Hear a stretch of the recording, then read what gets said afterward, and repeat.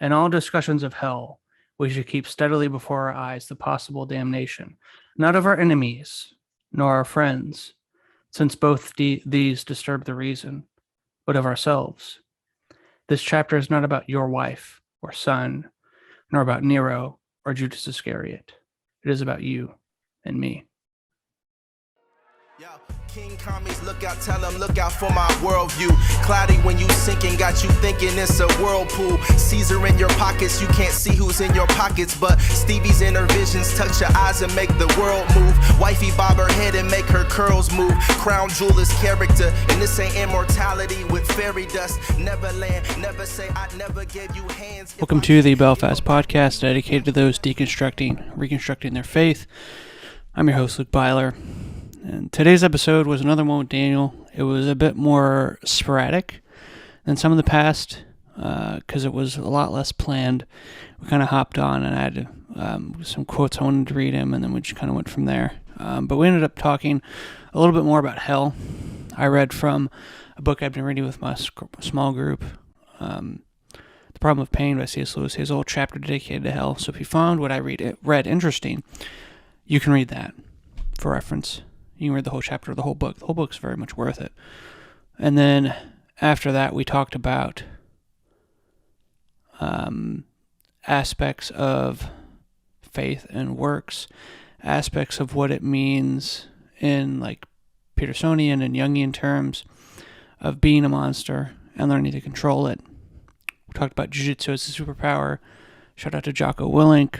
But yeah, kind of ended there. So it's a little bit more sporadic than normal, but in the end, I hope it's interesting. I hope it's helpful. I hope you like it. If you do, subscribe. Give me a rate on iTunes. Give me a follow. Leave me a comment. Send me an email. You can follow me at Luke_Byler816 on Instagram. And on Facebook, feel free to message me if you do enjoy this content. And as always, I'll see you guys in the next one.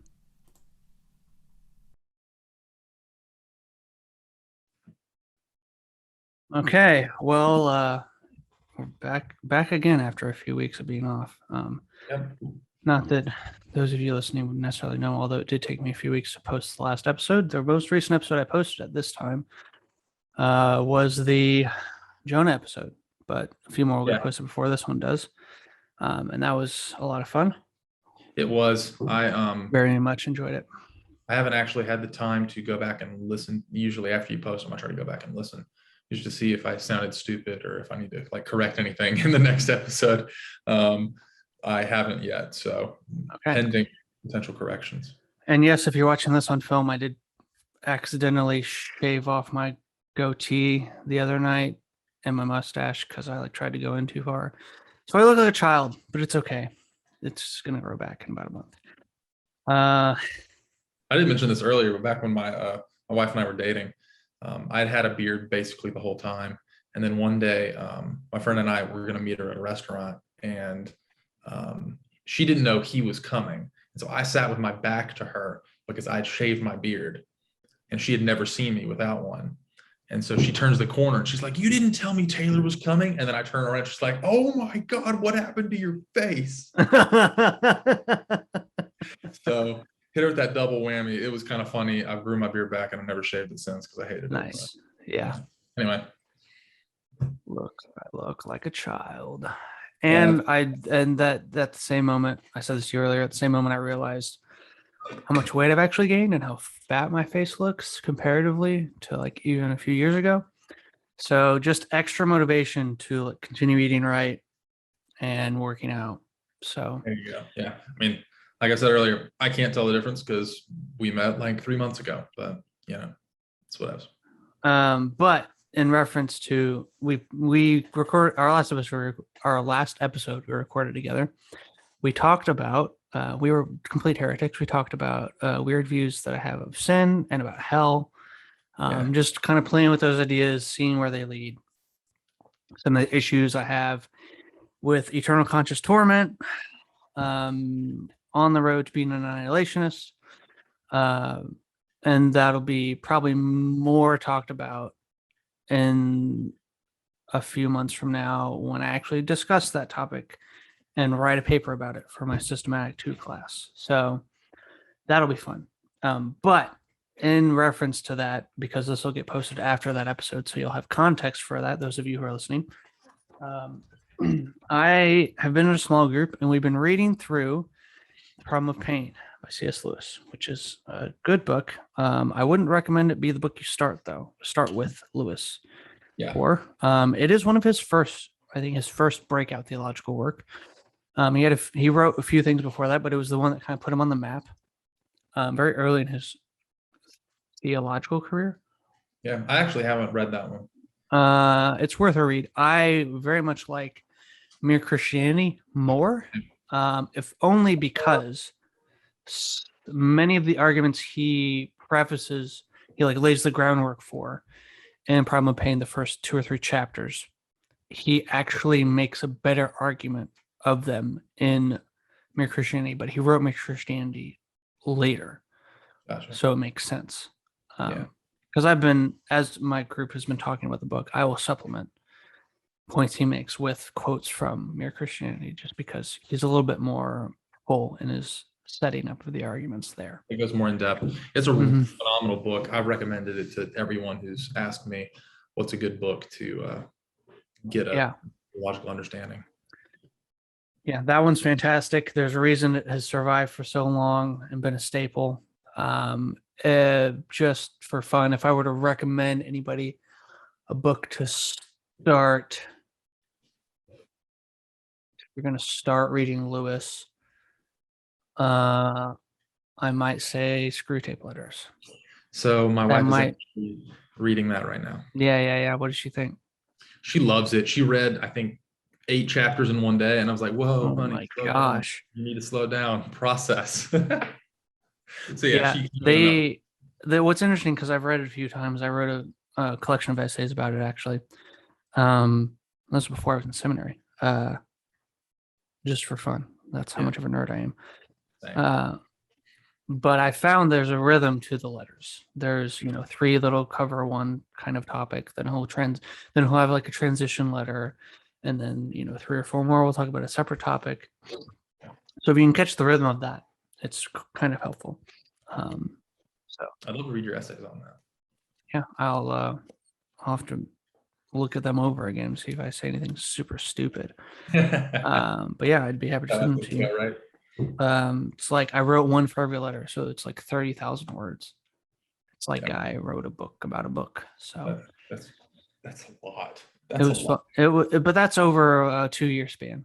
Oh, okay. And awesome. Very inconsistent work over those 2 years. Yeah. Probably writing, if I took the time I was writing consistently for that, probably was about 6 months. Gotcha. Okay. But over the 2 years, it took a bunch of breaks. Yeah. Was into it, wasn't into it, started it, then I restarted it. Some of them, as I was editing them, I rewrote the whole thing. So yeah, but I was just trying to track his arguments, trying to make sense of them within the letters. I think they're very profound. I agree. I would say, probably that book or The Great Divorce are great places to start with Lewis. They're not as much of they're more of a soft entry for him, because they're kind of, both of those are wrapped in narrative. His theology is kind of wrapped inside of narrative, so that makes it easier. Yeah, I actually haven't read The Great Divorce. His you see, 4 Loves and one of my favorites were both really good. 4 Loves and what? A Grief Observed. Oh, very good. Yeah. Don't read that if you want to be happy. You gotta read that in preparation for a very low point in your life, or after or during a very low point in your life. It should help. Okay, so those are our recommendations. If you want to start somewhere with Lewis, who never read them, go there. Now, Problem of Pain, he has a whole chapter on hell, which I read for a group last night. Very interesting. Very interesting. I would sit here and read the whole thing, but then, we'd have no time to talk about anything else. What I found very interesting is he kind of lays out his, the problems that we have with hell as an idea. Yeah.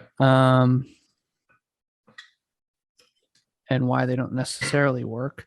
He goes through 4 major objections to hell that people make.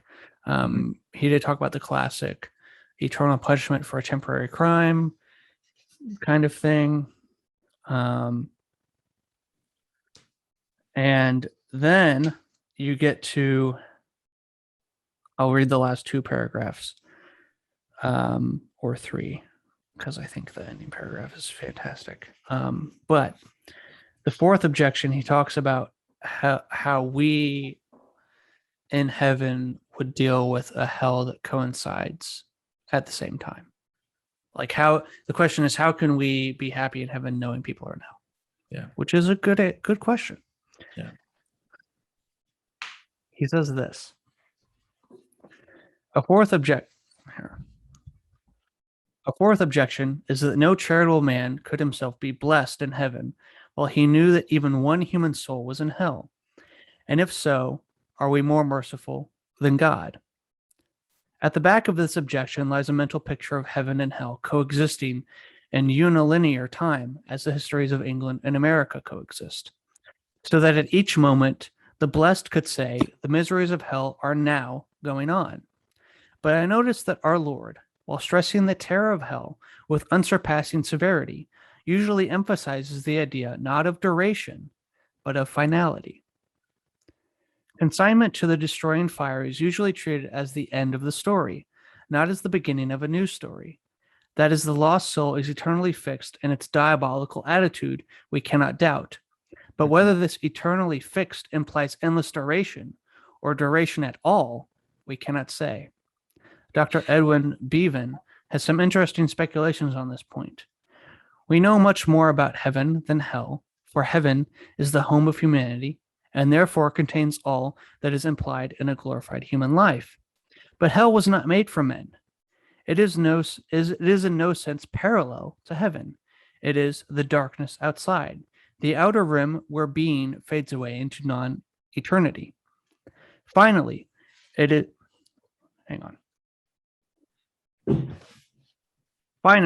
is objected that the ultimate loss of a single soul means the defeat of omnipotence, and so it does. In creating beings with free will, omnipotence from the outset submits to the possibility of such a defeat. What you call defeat, I call miracle.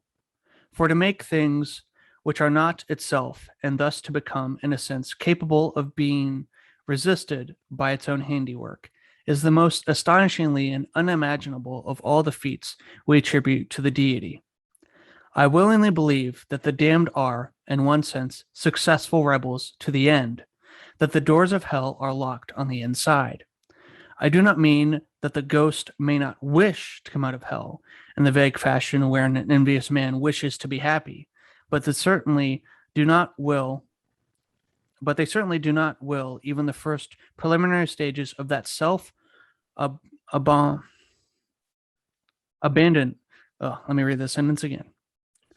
I do not mean that the ghost may not wish to come out of hell in the vague fashion wherein an envious man wishes to be happy, but they certainly do not will even the first preliminary stages of that self-abandonment through which alone the soul can reach any good. They enjoy forever the horrible freedom they have demanded, and are therefore self-enslaved, just as the blessed, forever submitting to the obedience, become, through all eternity, more and more free. In the long run, the answer to all those who object to the doctrine of hell is itself a question. What are you asking God to do? To wipe out their past sins, and at all cost to give them a fresh start?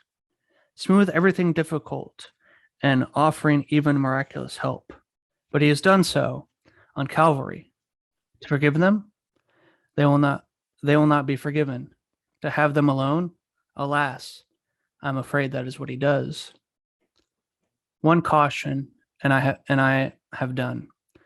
In order to rouse modern minds to an understanding of the issue, I ventured to introduce in this chapter a picture of the sort of bad man whom we most easily perceive as truly bad. But when the picture has done that work, the sooner it is forgotten, the better. In all discussions of hell, we should keep steadily before our eyes the possible damnation, not of our enemies, nor our friends, since both these disturb the reason, but of ourselves. This chapter is not about your wife or son, nor about Nero or Judas Iscariot. It is about you and me.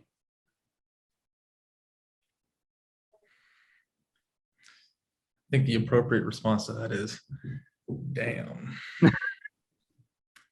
That is good. I'll reread what I found. Go ahead. Yeah, no, say what you're going to say, because I was going to say that was so much that I had so many different thoughts throughout it, and I've lost them. Okay, sorry. Yeah, that was a long reading, especially for Lewis.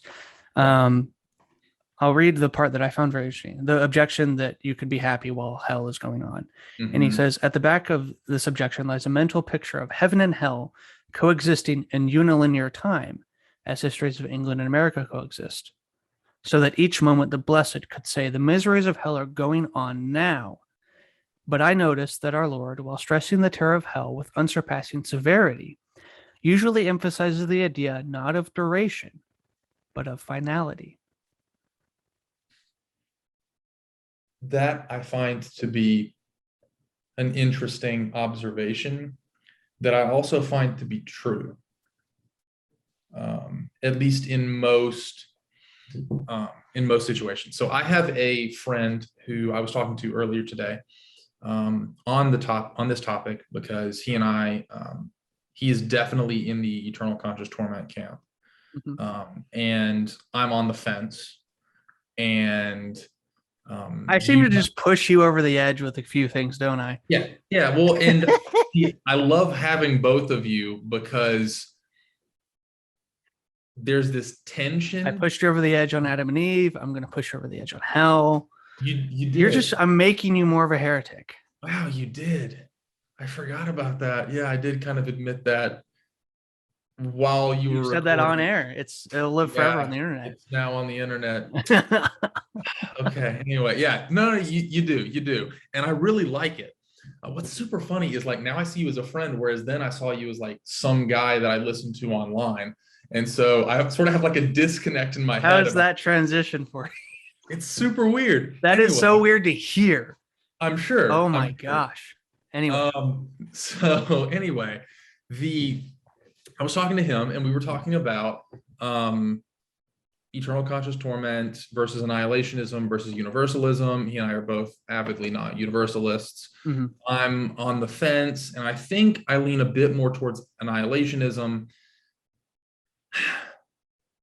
because I find, and he would disagree with me on this, but I find the language that usually is taken to suggest eternal conscious torment can typically be taken both ways.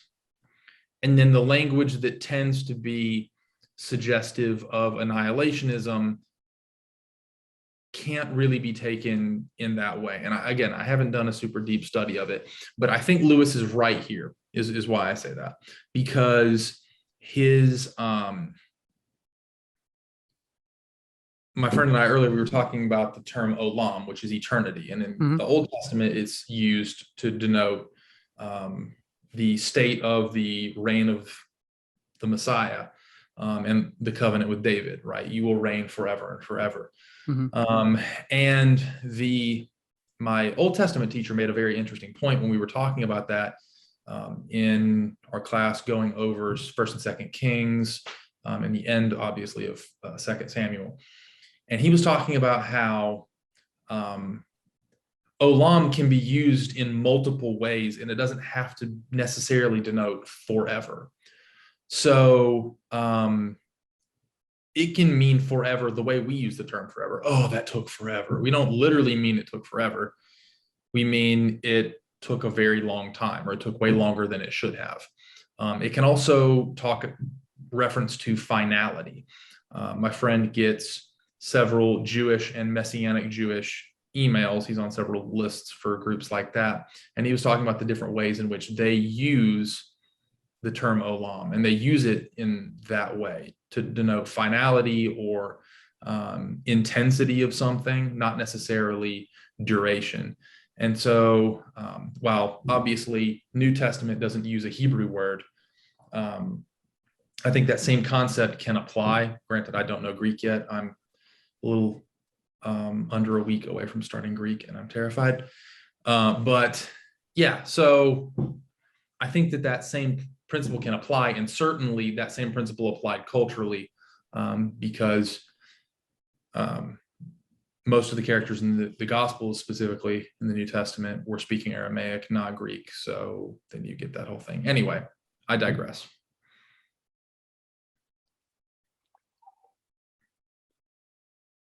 So I don't know, where does he fall now after thinking about all that? I mean, he's still definitely eternal conscious torment. But we did have an interesting discussion about that word and the way it's used. And I don't think he's going to be persuaded, because he's thought this through pretty hardcore. And he's definitely more passionate about this specific topic than I am. And I think in a good way. Okay. But yeah, I don't know. I'd love to see the two of you talk about this. I would love to talk to him about it, especially once I've done, more pointed research. Yeah. Well, in a couple months, I can set that up. Okay. Yeah, it was funny, and good or bad, you can take this. But when we started talking in our group last night about this chapter, I said, yeah, I've actually been kind of I said, is it weird to say I enjoyed reading a chapter about hell? Because I've actually been studying this for a few weeks now. Yeah. And so the guy my pastor, the guy that runs my group, was like, was that out of a compassion that you were thinking? And I was like, not at all. It's purely an intellectual exercise. Yeah. Yeah. And I've even made this comment about, right, I might have made it in our last episode about this, but I definitely have said things like, no, my view of hell is not to make it more palatable for me. Yeah. It's not to make me feel better about people who end up there. Yeah. In my mind, it might be even worse, because you just aren't anymore. Yeah. Right. I don't think that's better. Yeah. It's just a different kind of separation. It's more permanent, actually. That's true. I mean, on that, I know that there are certain Eastern religions specifically that have the idea of not existing anymore as the ideal. And so I think it's interesting to hear you say that. And then typically the critique of people who are eternal conscious torment is, oh, well, you're just trying to make it an easier pill to swallow. And I think there are some people who do take universalist or annihilationist positions who are motivated by that. I am not. But again, I don't see sorry, I just get off on this topic too long, but I don't see that as a viable critique, because at least on the annihilationism side, because as far as I can tell, it doesn't sound more palatable. Yeah. Right. At least in my head. Maybe to you, it's oh, it'd be better to die than torment forever. Sure. But I don't, again, our whole language around it, is Satan down there in the flames, whipping your back? I doubt it. Yeah. I don't, even if it is forever, I don't, this is why Lewis's language is so helpful. I don't think that's what it is. Yeah. Well, and I think I have a shorter section for sure that I want to hit on this, because he talks about this in his third objection is the intensity and pains of hell, as suggested by medieval art and indeed by certain passages in scripture. And he makes the Mackey argument basically, before him, obviously, but the argument of these are images we're given, these aren't how we should base our theology around what it actually is. And I think his similar to, again, I would never try and pit Lewis as an annihilationist. I don't think he is. I think he sees it as a viable option. Yeah. Right. But from what I'm about to read, I don't think you could say, there's that statement. He's an annihilationist for sure. Yeah. But again, I think in the degenerative nature of what I was talking about last time, I think this works well. He says, but is it not necessary to concentrate on the images of torture to the exclusion of those suggested destruction and privation? What can that be whereof all three images are equally proper symbols?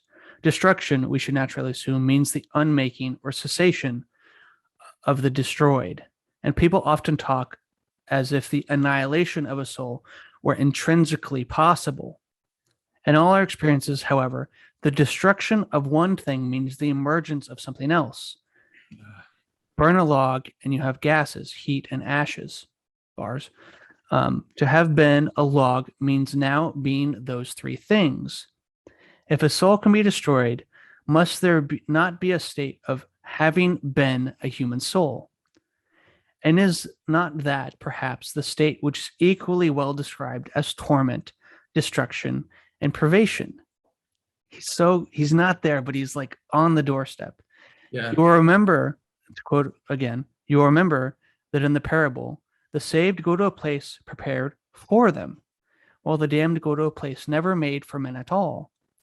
To enter, and this is the important line, I think, to enter heaven is to become more human than you ever succeeded in being on earth. To enter hell is to be banished from humanity. What is cast or cast itself into hell is not a man. It is remains. To be a complete man means to have the passions obedient to the will and the will offered to God. To have been a man, to be an ex-man, EX-MAN, or damned ghost, would presumably mean to consist of a will utterly centered in itself and passions, utterly uncontrolled by the will. Yeah. It is, of course, impossible to imagine what the consciousness of such a creature, already a loose congeries, CONGERIES,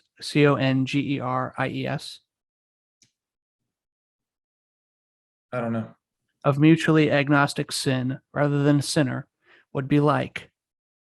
There may be a truth in saying that hell is hell, not from its own point of view, but from the heavenly point of view. I do not think this bellies the severity of our Lord's words. It is only to the damned that their fate could ever seem less than unendurable. And it must be admitted that as these last chapters we think of eternity, the categories of pain and pleasure which have engaged us so long begin to reduce as vaster good and evil loom in sight. I mean, all I can really say to that is part of the crew and part of the ship. I mean, that feels exactly. The degenerative state in which you become makes you less and less who you were, and more the things with which you decided to be. This works very well with the quote we read from The Great Divorce about, you only become the rumble of your unrestrained passions. I'll read these two sentences in the middle again. I think the most important. To enter heaven is to become more human than you ever succeeded in being on earth. To enter hell is to be banished from humanity. What is cast, or cast itself, into hell is not a man. It is remains. To be a complete man means to have the passions obedient to the will and the will offered to God. To have been a man, to be an ex-man or damned ghost, would presumably mean to consist of a will utterly centered in itself and passions utterly uncontrolled by the will. Yeah. Well, and that goes down to what's the one fruit of the Spirit that is different than the others, that sort of sticks off the end, and it's self-control. Mm-hmm. Because if you have self-control, you operate in those other states. Generally speaking, I mean, there's some nuance there, but and I do think that that's sort of the purpose of the Genesis 2 and 3 story, and then the Genesis 4 and beyond, with Cain and Abel, Adam and Eve, all of that is this idea of, are you a man or are you a monster? And which one of those are you going to live into? Because you have that choice. And and on the one side, right, if we're going to choose Eden, we choose to be a man, we choose to, or human, I guess, if you want to remain gender neutral, we choose to be Adam, right? Yeah. Humanity, and we choose to be self-controlled, trusting God, in relationship with God, all of those things. Self-control being a key marker. And if we choose to not trust God, not trust the way that the world works, not trust the framework that we've been placed into, then we become the monster, because we abuse ourselves, we abuse others, and ultimately we degenerate into just those things. I mean, you see it all the time with the ways in which people who operate selfishly, it becomes cyclical. I don't know if you've ever experienced this or seen this in your own life, but I've seen people who operate selfishly continue, like their selfishness almost grows exponentially to the point where they aren't who they were before they started that downward spiral. So I don't know. I think there's really something there that's really good. And I think there's something there that'll lead into several topics we plan on talking about later. But yeah, I don't know. I kept reading that chapter and I was like, ooh, because like I said the other week, like I'm stealing all this imagery from him, but like that just confirmed more and more my thinking. Was like, oh, he's on this train too. Yeah. Like, I think he's definitely, the degenerative nature especially is very important to him. I think is very, very plausible and works very well. Yeah. No, I really like the idea of the degenerative state. I think that's more in line with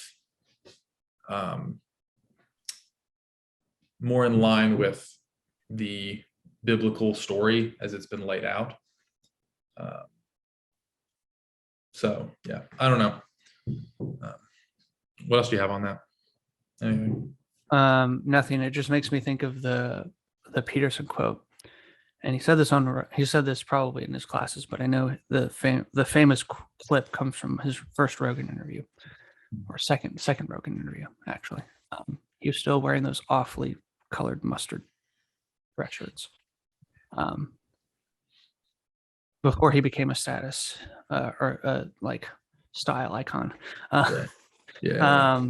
But no, he talks about, this is a very, as most of his stuff is a very Jungian idea, but integration of the shadow. And he talks about how, young men are always told you should be, nice, you should be harmless, be weak. He says, no, it's exactly the opposite. You should be a monster. You should be able to be a monster. Yeah. And then you learn how to control it. Yeah. That's actually super interesting too, because my friend that I was talking about with earlier today, he was talking about, I'd love for the two of you to have a conversation. I need to set this up. Yeah. He was talking about how military ideas are what made his faith real. He was reading a couple of novels, and I'll one day let him tell the full story. I'll just kind of gloss over. But he was reading a bunch of novels, science fiction novels. I think there were Star Wars novels that used. Is he your friend that's a Sanderson fan? Yes, he is. Okay, I'll have to read some Sanderson, and then we can talk about him too. Yeah. I'll give you a book recommendation. He actually bought my wife a Sanderson book as like a wedding present, because she loved it. So anyway, so he was reading some novels, and there was a set of characters who operate within a very militaristic mindset, but it's not militaristic in the normal oppressive or violent sense. It was more like the honorable sense. Yeah. And so we were talking today, and he was just going on about how these characters and the honor and the camaraderie and all of those aspects really helped.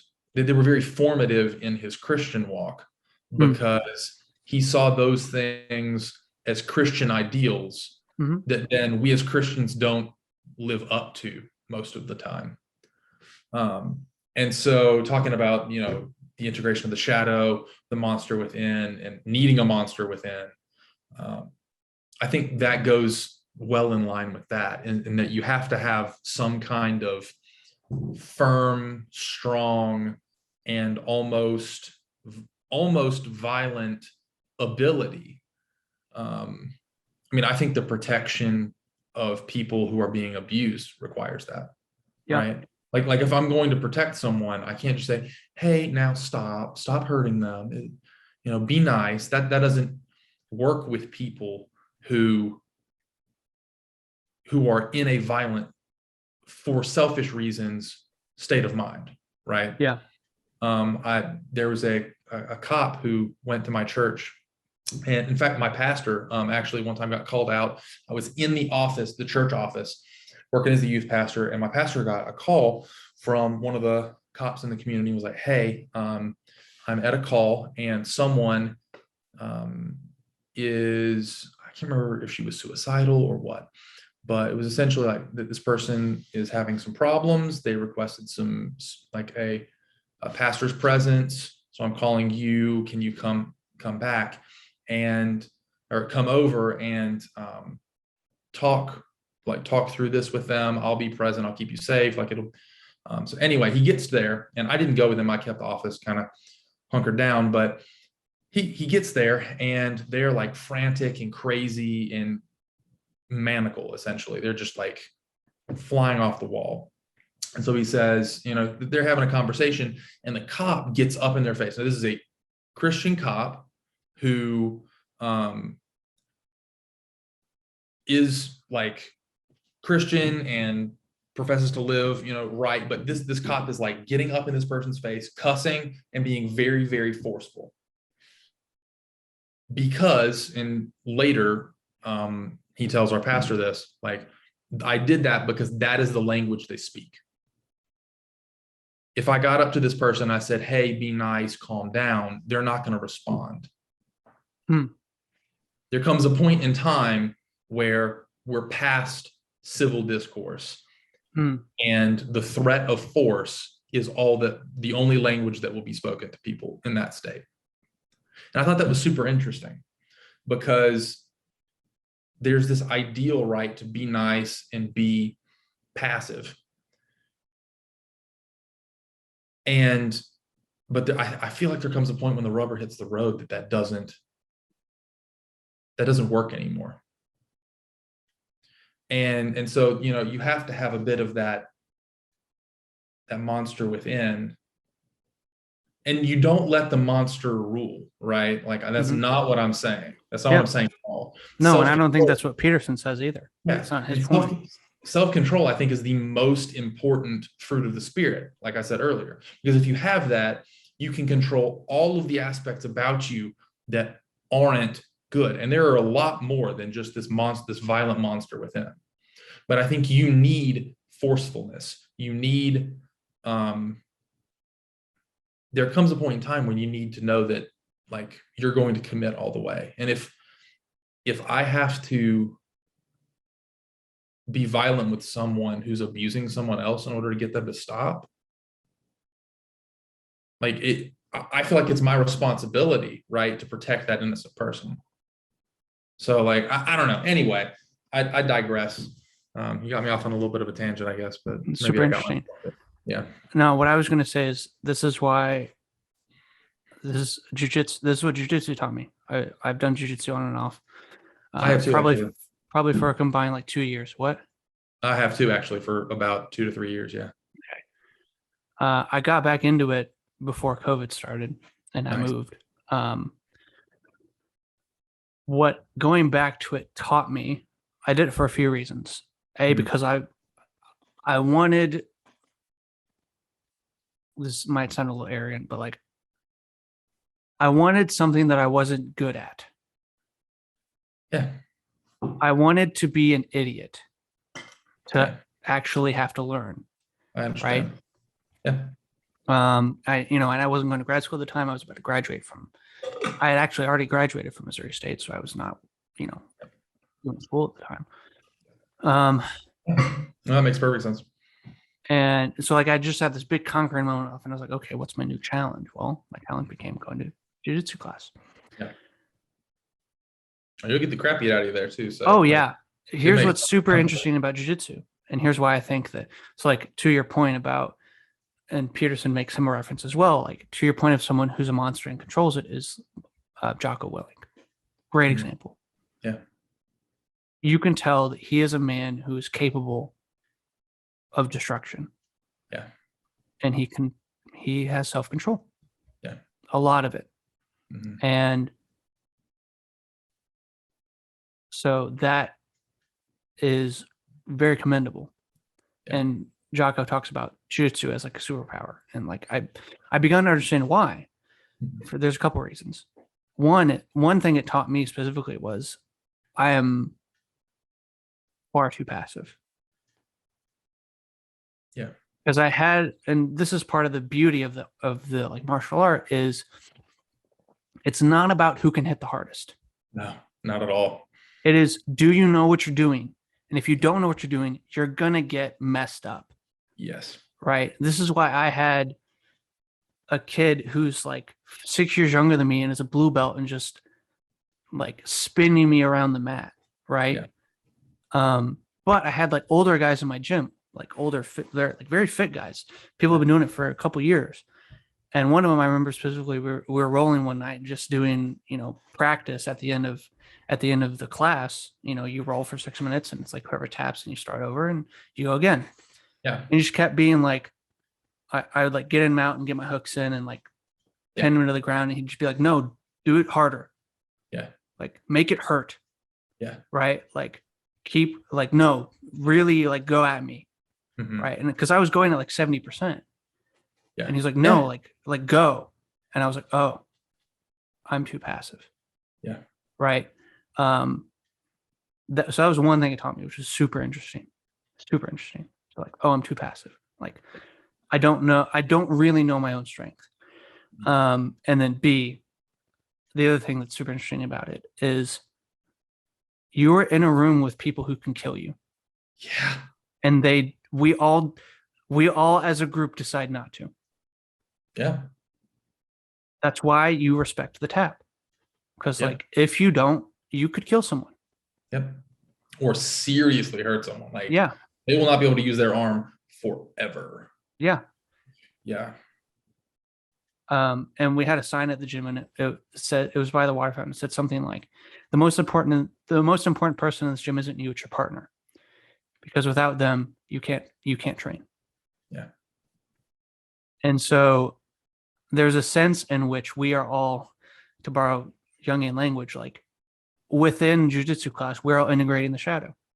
Yeah. Mm-hmm. Because we all are testing our strength, and we're all understanding that like we could kill each other, but we're not going to. Yeah. Yeah. Super interesting. When I was going to jiu-jitsu, like you're so right. And the beautiful thing about jiu-jitsu is that it allows the people who, if you're in a boxing class or, whatever, if you're in one of those classes, it allows the people who wouldn't be able to compete in those situations to really learn. Like you said, it's all about the knowledge, right? If you know more and your reflexes have integrated these into their system more, you stand a better chance. Mm-hmm. And so I will never forget it. I was, we did like a roll circle. So you roll with one person and then you rotate to the next person and then you rotate all around. And there were only a couple of women in the class. Well, I got paired up with one of them and she was a blue belt. I'm still a white belt. I haven't gone in years. I'd love to get back into it at some point, but that's for another season of life, I guess. But anyway, so she was a blue belt, which means she knows what she's doing at least a little bit. Yeah. A lot more than I did. And she tied me in a knot straight up. Like I did not matter. And I wasn't bad either. I rolled with the teacher, like either directly before or directly after her. And obviously he's playing with me. Right. But I was able to like do a few moves on him, right? And keep up a little bit, but she didn't hold back until the tap. And so there comes a point, right, where you can let loose and let go, like you're talking about, give it 100%, don't 70% it, like, don't be passive. Dude, and it's disrespectful. That was the other thing I learned that night is like, no, I'm disrespecting you as my opponent in this moment, as my, training partner. I'm disrespecting you that you actually can't take all of it. Yeah. Well, and that's the thing too, right? I didn't disrespect her, like being a woman in this class. I knew up front she was going to destroy me. And so like I knew I couldn't hold back, because if I did, I was dead faster. Yeah. Right. And so there's this interesting like equalizing force about it. Oh yeah. At the same time, it's all about that. I don't know, like you said, we all know that we can kill each other. We all know that if we let the monster out, bad things will happen. And we all don't. So yeah, I think that's a beautiful point. And yeah, I never thought about that before. Yeah. No, that I had when and he was like 55, dude. Like, but ripped and like very good. And someone who did not hold back. And I think to him, he was almost like, dude, you're disrespecting me. Yeah. Like, come on. I know you're strong. I know you're heavy. Like scoot my legs and sit on me with all your weight. Like, don't half-ass this shit. Like, and that's the thing too. My dad one time was talking, because I used to go with my dad. He was talking about how you can tell when someone knows what they're doing, because they are so much heavier. They might not even be a person, but when they sit on you, they are crushing you. It is crazy. And so yeah, they do not hold back, but at the same time, they do when it counts, Yeah. And that comes down to the virtue of self-control, that ability to say enough, to use some Bama language. So is jiu-jitsu a spiritual discipline? I don't know, maybe. I don't know. I have actually thought about at one point starting a like small group or something and getting some like jiu-jitsu people together, because I do think that there are very interesting spiritual disciplines that are involved in combat and martial arts and things like that. But I don't know. Anyway, I guess that all came because I was brought up my friend's military stuff. Yeah, he has a very interesting story about that he could do a better job of telling. I'd love to hear it. Yeah, and like I think we, all the people who paint Jesus as, oh, he's such a nice guy. Have you read the stuff that he says and does? Yeah. Like he is not nice. He's not a passive person. No, he's very fierce. Yeah. And I think that goes back to the that Aslan, that quote about Aslan. Is he safe? No, read, he's not safe, but he's good. Yeah. And I remember, I probably told you this before, but I was delivery driving while listening to you read that. I legitimately started crying, like, because it's so beautiful, right? And I show up to the door with the pizza and I've got like but which episode was that? I don't remember. I don't remember either, but I think you were talking about the horse and his boy at one point and you read an excerpt from it. Oh yeah, that was the talk I gave at Ichthus. Yeah. Okay, yeah. So I don't know. I think that really is true. Like Jesus isn't tame, but he's not bad. He's not violent. He's not destructive. And I think that's a tension that both like more conservative leaning and more liberal leaning Christians struggle with. because Yeah. I know a lot of scholars who point out the not tame tendencies of Jesus. And even in the textbook that I was reading you earlier, I think it was before we were on air. Yeah. And there's this idea that, oh, Jesus is like dangerous and not as idealistic as we make him out to be. And we have to maybe temper some of the words that have been said in the Bible. And I don't think that's the case, because I think we're supposed to live in that tension and recognize that life is complicated and life is challenging. And in the complex state of the world, that tension is something that we all have to live into. And I think Jesus walked it perfectly, and we never will. And we should use him as the example too. And you could definitely argue, and I would, that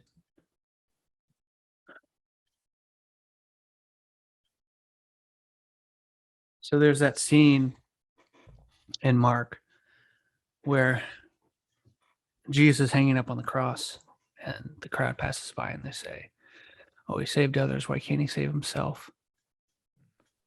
And I wrote about this, and I think I put it in my paper. At the moment of highest humiliation was actually the moment of Jesus' greatest display of power. Yeah. Because he chose not to. Mm-hmm. Yeah. I mean, that's the biggest act of self-control I can think of, is to be mocked while suffering, knowing you can do something about it. Yeah. And not. And still let it happen. It's that subversive.